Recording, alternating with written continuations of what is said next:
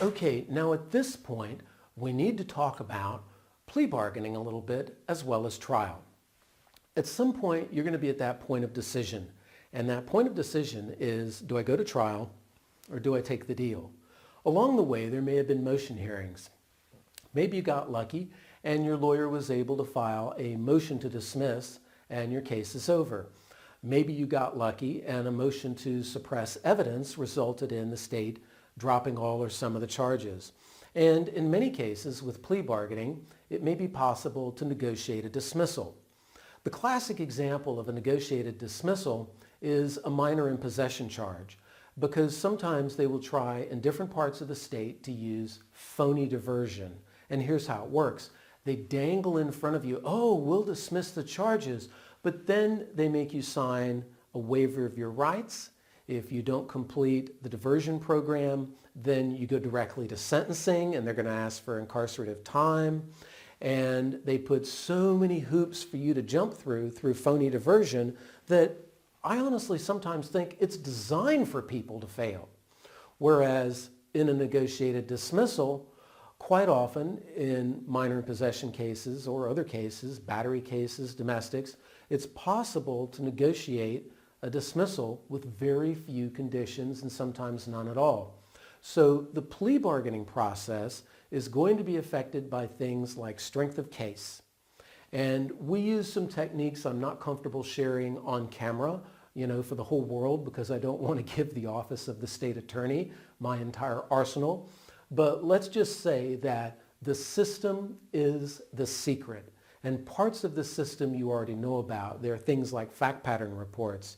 There are things like coping with stress during criminal prosecution. There are things such as dress instructions for court instead of dressing according to what you think looks nice in court, yet may result in incarcerative time by accident. So in plea bargaining, you have to know what your client wants and then move in that direction. But the stronger the case is from a trial perspective, that's going to have an impact. Uncovering those defenses that a layperson would never pick up on can make a big difference.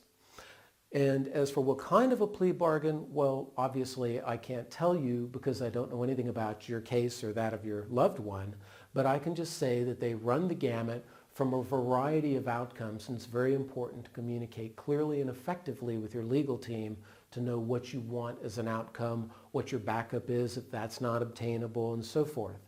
And your legal team will go over that with you at the right time. Let's talk a little bit about trial. Now, in Florida, if you have the misfortune, or your family member has the misfortune of being charged with a capital case, you're looking at a 12-person jury. And if it's a non-capital case, then what happens is you're looking at a 6-person jury. And immediately a lot of people are thinking, wait, that doesn't sound fair. Of course it's not. The law is not designed to be fair. The law is designed for politicians to get reelected. And the way they get reelected is not by waking up, like I earlier referenced in an earlier video, and going, we should be smart about the problem of crime, and we should do things that are prevention in nature and that'll be effective. And when people have substance abuse problems and mental health issues, we should do things that are actually going to solve the problem and reduce crime and what they call recidivism, repeat offending. That never happens. Never happens. And we all know why, because lock them up and throw away the key is popular. Make voters angry, get some case with a terrible fact pattern, and sure enough, the Florida legislature, all of the villages across the state will empty of idiots. We call them politicians. They go to Tallahassee, and for 60 days they vote on laws, and usually to make laws harsher and dumber. That's why you can get an AR-15 military-grade weapon that has been used to kill numerous people across the country with no problems. Yet if someone is smoking a joint in many parts of Florida, especially your rural counties, they'll be whipping out the guns and doing a felony takedown. Get down on the ground.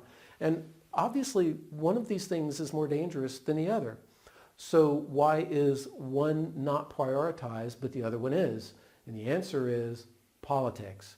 So the system is rigged. You need to know that going into it. It's rigged for convictions. And when you have a trial, what's going to happen is each side will have a chance to do an opening statement. And in the next video, I will explain that as well as the other parts of a trial.